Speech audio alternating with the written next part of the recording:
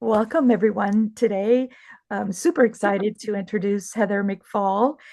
She is a international trainer, has been in the industry, I believe, more than 30 years, and a mentor, a novelist, so many other things that I can't even list right now.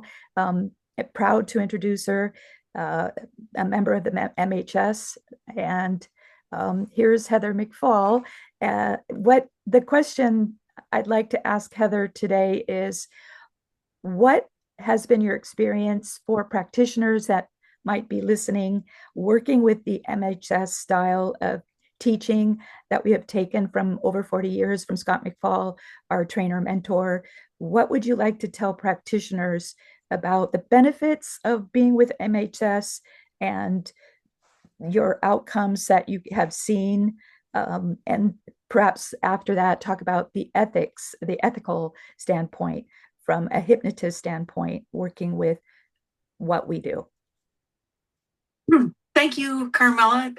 I've been with the Master Hypnotist Society now since 2006, I believe, is when I started with the MHS. I think it had a different name before we became the MHS.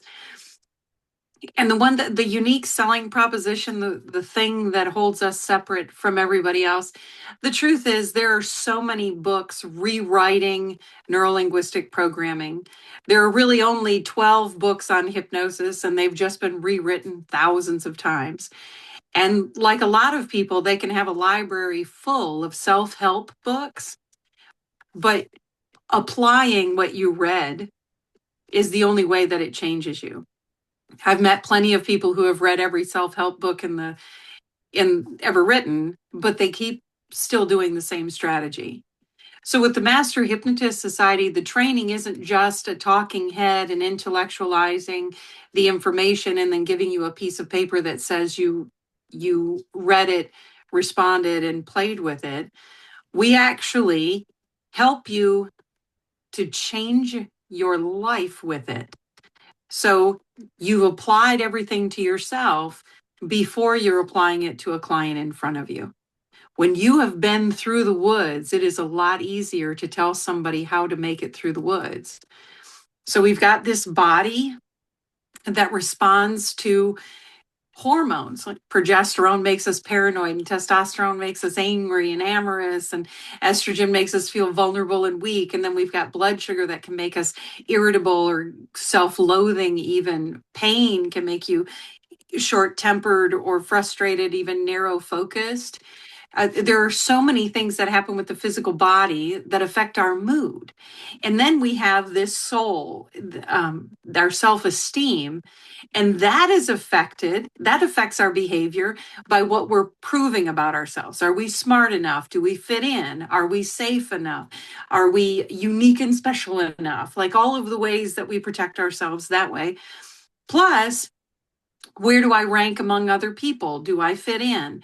Am I loved? Am I safe? Am I supported? So you've got all this physical stuff going on, and then you've got all of this self-esteem protection stuff going on. But there's a third part of you, which is your spirit, the reason you wake up in the morning, the breath of life that came into you, that is the reason you're on the planet.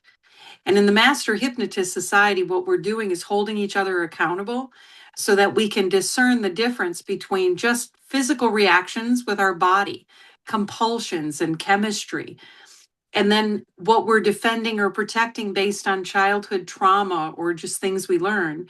So when you can identify those and have a sense of humor about yourself, then you can focus on who you're supposed to be, this person that was created for a reason, where you love unconditionally, where you approach the world with curiosity, where you're healing others. And that third part of us is hard to tap into if you're constantly just trying to prove how smart you are, or that you fit in, or that you compete, you compare well to others. When you take all of that away, you can discover how valuable you truly are. So I think we call it self-acceptance. that also ties into our ethics.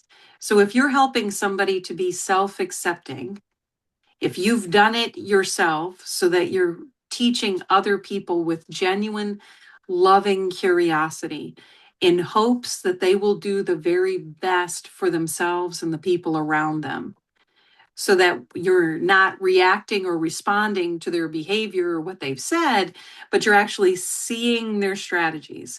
So at the MHS, we're going to teach how to identify strategies, but also going to work on yours so that you're not responding to it or getting caught up in pride or proving yourself.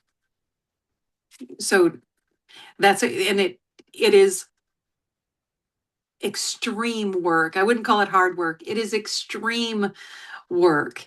And there is a vetting process to come into the Master Hypnotist Society, because we want to vet out people who would do harm or have very self-serving desires without a conscience about other people.